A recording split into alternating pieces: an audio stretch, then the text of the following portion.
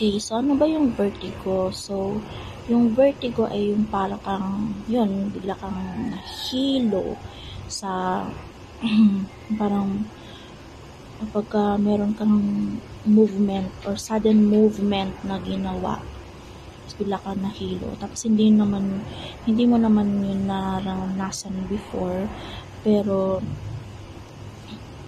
paminsan-minsan naranasan mo yun. So, vertigo is a sensation of motion or spinning that is often described as dizziness.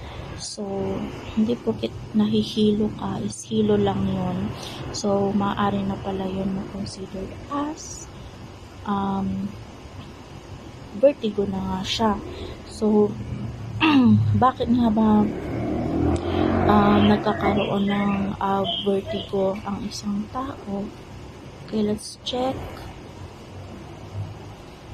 Ano daw yon? Kasi maaari daw dahil daw sa signs of aging.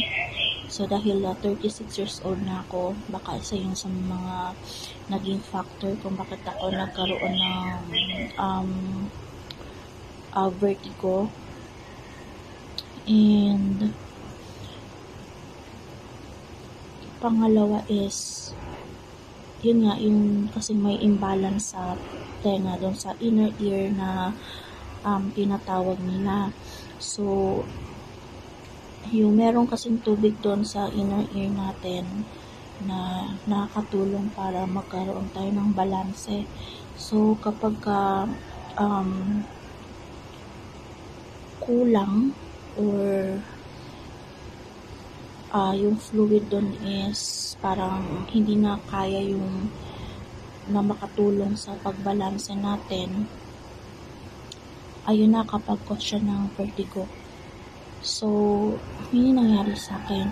And isa pa lang factor doon, since napag-usapan din naman natin yung tungkol sa inner ear, pwede rin kasi maging factor yung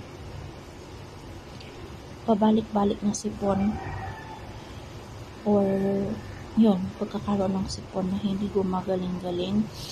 So,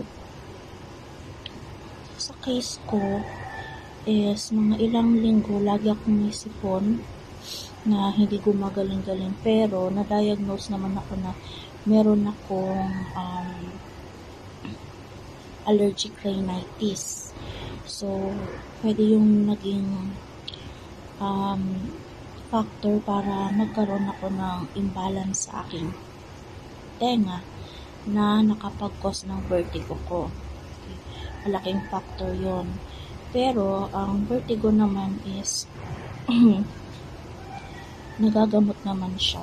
So, maswerte pa rin tayo kasi merong gamot para dyan. And yun yung tinik ko nung mga nakaraang araw, mga nakaraang linggo, yung gamot ngayon. Okay?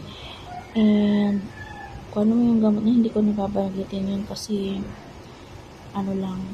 baka ibang klaseng gamot yung reseta, hindi pare-pareho siguro. So yun, then discuss naman natin kung ano na naging next nito.